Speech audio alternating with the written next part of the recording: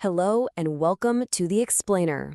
Today, we're diving into what is, without a doubt, the most powerful business strategy of our time. It's the secret sauce that explains how today's tech giants totally dominate the world. So, you see companies like Apple, Amazon, and Google everywhere, right? We know they're huge, but have you ever stopped to wonder how they got so enormous, so unbelievably fast?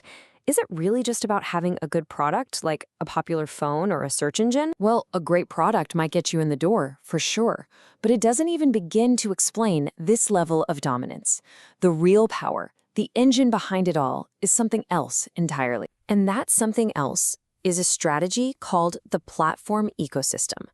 Honestly, it's more than just a business model. It's a completely different way of thinking about how value gets created in the first place. So let's pull back the curtain and see how it works. Okay, so first up is what we call the ecosystem effect. And to really get why this is such a game changer, you have to see how it breaks from the way companies have operated for, like, the last century. So just look at the difference here. On the left, that's the old school enterprise model. Think of a classic car company. They design everything, build everything, and sell the whole car. They control 100% of it. But on the right, well, the platform model is a whole new ballgame. It doesn't make everything. Instead, it builds a foundation, a stage, and then invites others, developers, creators, all kinds of partners, to come and build right on top of it. And that idea, building on top, that leads us right to the heart of it all: co-creation. The platform isn't just selling a product to people, it's building value with its partners. This whole co-creation thing is fueled by a really cool concept called generativity. Now, that's a bit of a mouthful, but the idea is simple.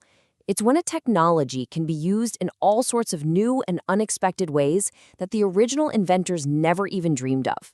The iPhone is the perfect example. Apple launched it as a phone, right?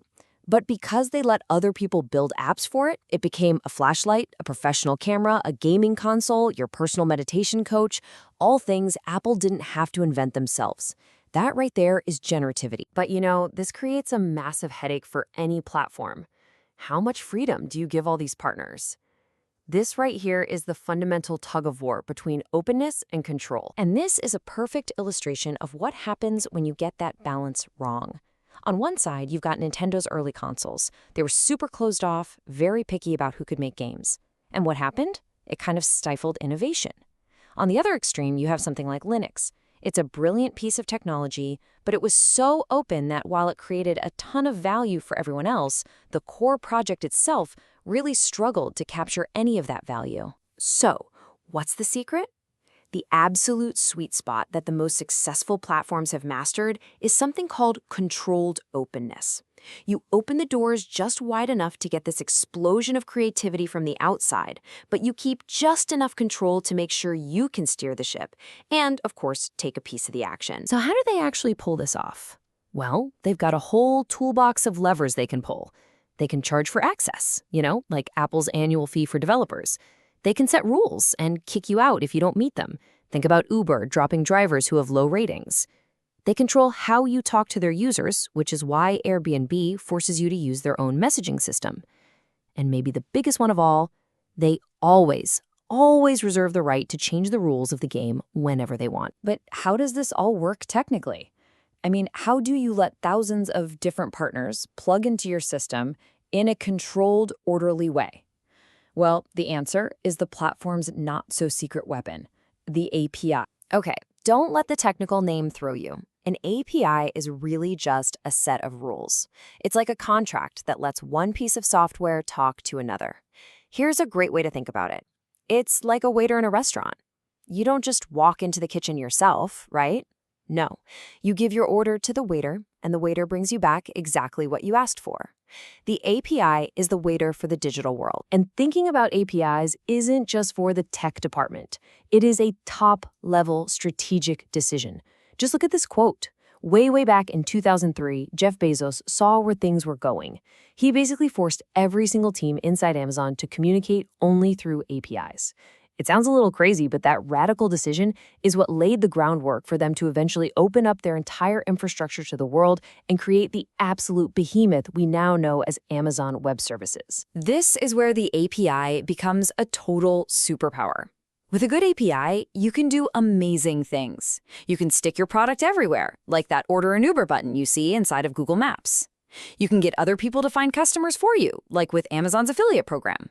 You can make your own service way better by plugging in features from others, like how Spotify integrated with Facebook. You can make money directly, the way Stripe takes a tiny cut of every payment. You can even outsource your R&D. That's what Netflix did to get its app onto hundreds of different smart TVs and devices without building them all themselves.